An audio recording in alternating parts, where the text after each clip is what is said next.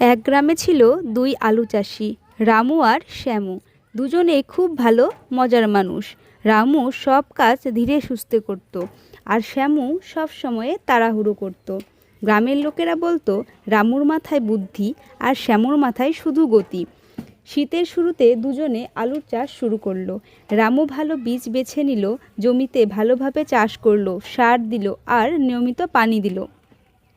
অন্যদিকে শ্যামু ভাবলো এত কষ্ট করে কি হবে, দ্রুত কাজ শেষ করে সে বাড়ি ফিরে গেল।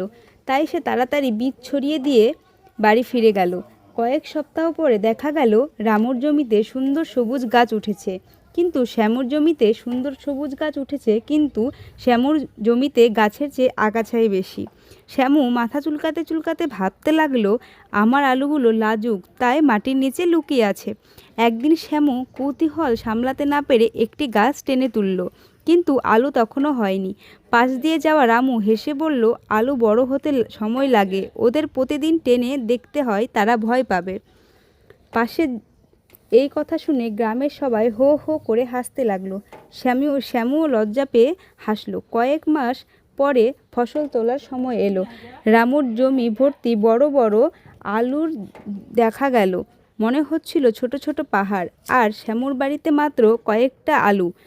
সে দীর্ঘশ্বাস ফেলে বলল, আলুরা মনে হয় ডায়েট করছে। রামু বন্ধুকে বলল, ছটফট নেই, যত্নে আর সবচেয়ে বড় ফসল। শ্যামু মাথা নেড়ে বলল, ঠিক বলেছ। এর পরের বছর থেকে শ্যামু খুব পরিশ্রম করলো এবং তার ফলও ভালো হলো। সে ভাবল, পরিশ্রম আর ধৈর্যের ফল সবসময় মিষ্টি এবং আনন্দেরই হয়।